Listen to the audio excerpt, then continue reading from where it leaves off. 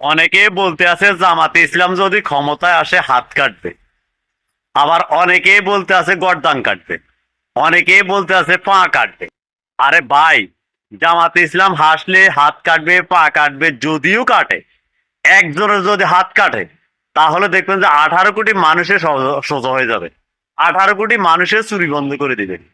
যদি দেখেন একজনের গর্দান কাটছে, তাহলে দেখবেন যে 18 কোটি মানুষের নারী দর্শন, পাবলিক দর্শন এগুলো বন্ধ করে দিবে।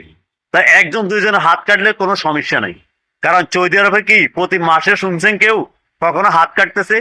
প্রতি মাসে কি কেউ শুনছেন গর্দান কাটতেছে? না। ওই যে একজনের কাটছে, একজনের কাটার কারণে সৌদি আরবের এত কোটি মানুষ সতর্ক হয়ে গেছে।